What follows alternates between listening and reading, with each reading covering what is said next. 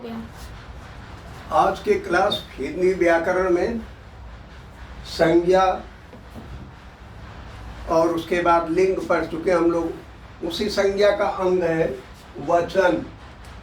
इस वचन का निर्धारण कैसे होता है, अंग्रेजी में इसको नंबर कहते हैं।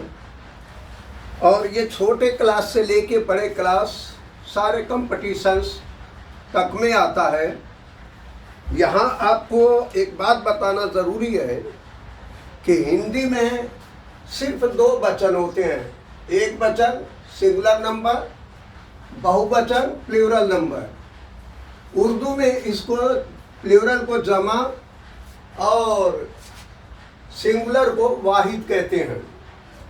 लेकिन अंग्रेजी में, उर्दू में, संस्कृत में एक वचन बहुवचन के बीच में द्विवचन भी होता है जो दो का बोध कराता है। और अरबी में तो बहुवचन का भी बहुवचन होता है जिसको जमुल जमा कहते हैं। लेकिन यहाँ आपको सिर्फ हिंदी से मतलब है, इसलिए हिंदी के बारे में जाने। यहाँ पर एक वचन का मतलब है एक का बोध, जिस चीज़ से एक का बोध हो। जैसे हमने कई उदाहरण लिखा है, पशु, पौधा, पेन, जन, सभा, इन सब से एक का पता चलता है। और ये एक वचन के बोधक हैं। उसी तरह से बहुवचन के बोधक हैं, बोध कराने वाले हैं। बकरे, पत्ते, पुस्तकें, फसलें, गाने, फसलें और गाने, ये बहुवचन का बोध कराने वाले हैं। अब छोटे क्लास से ही बच्चों को अगर ये सब बेसिक बातें बताई जाए तो आगे चल के उनका बुद्धि विकास बहुत अधिक होता है और ज्ञान परिपक्व होता है। गार्जियन से अनुरोध है कि वो बच्चों को थोड़ा बचपन से ही पढ़ाने की आदत डालें, खुद उनके साथ बैठे समय दें। बाद में चल करके जो बच्चे शुरू में ये बेसिक चीज़ें नहीं पढ़े होते हैं उनको बहुत परेशानी होती है और लाख प्रयास करने के बाद भी वो सफलता की सीढ़ियाँ नहीं चढ़ पाते।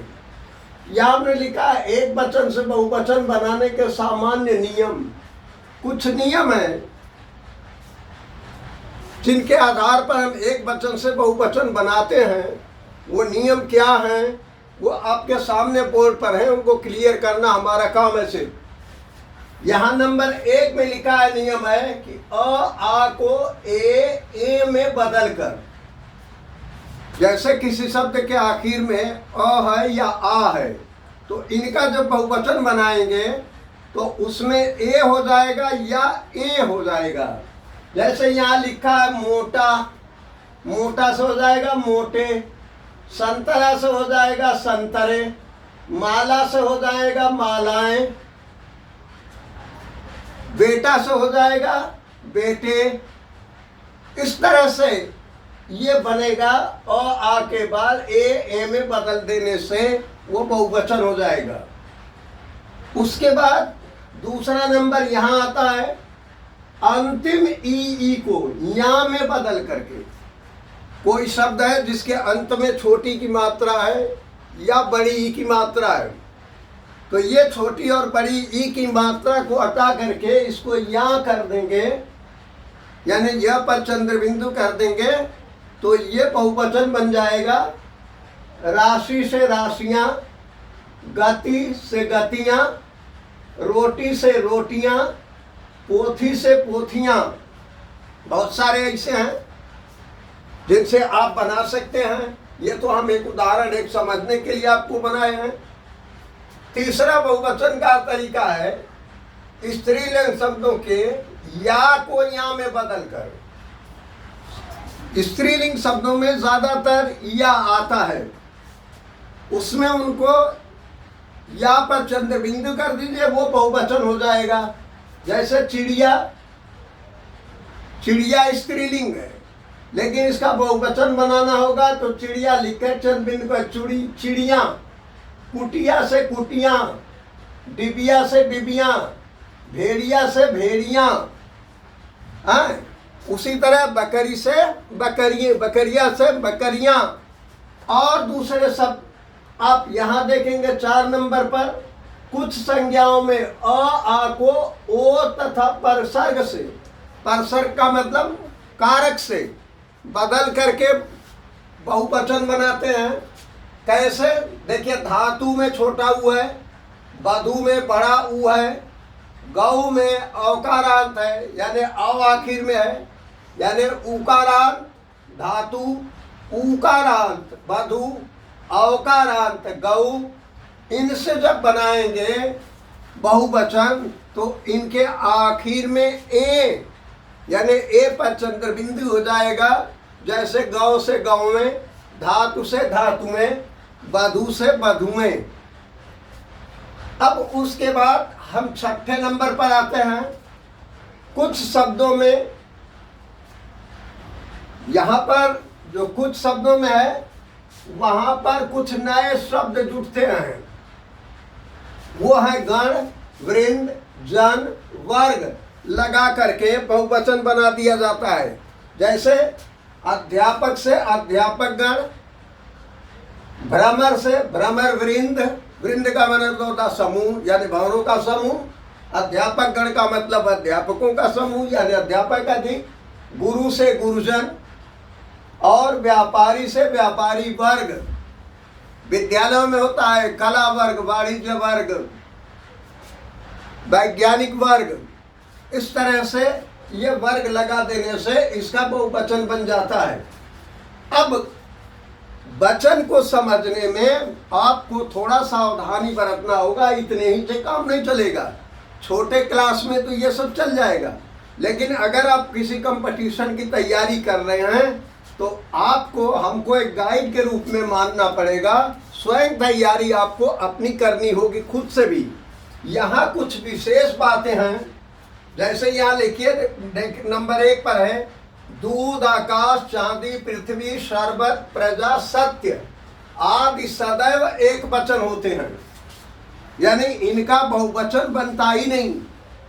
आकाश नीला है, आकाश है नीला है नहीं कहेंगे, इसलिए कि आकाश अकेला है। उसी तरह से दूध, दूध मीठा है, दूध सफेद है, दूधे नहीं कहेंगे, इसलिए कि उसमें कई तरह का वो नहीं करेंगे। उसी तरह से है चांदी है, पृथ्वी है, ये सब जो है हमेशा एक वचन में प्रयुक्त होते हैं। नंबर 2 में लिखा है कि आदर के लिए अगर किसी को सम्मान देना है, रिस्पेक्ट देना है, तो बहुवचन का प्रयोग करते हैं। जैसे ये कहते हैं वह पढ़ता है, वह पढ़ता है। लेकिन अगर कोई हमसे बड़ा है वो पढ़ रहा है, अगर आपका भाई पढ़ रहा, आपके पिताजी पढ़ रहे, तो आप कहेंगे वे पढ़ते हैं। हालांकि पिताजी अकेले हैं, एक वचन है, लेकिन वहाँ पर आप वे का प्रयोग करेंगे, यानी आदर के लिए बहुवचन का प्रयोग होता है। ये एक बहुत मामूली बात है।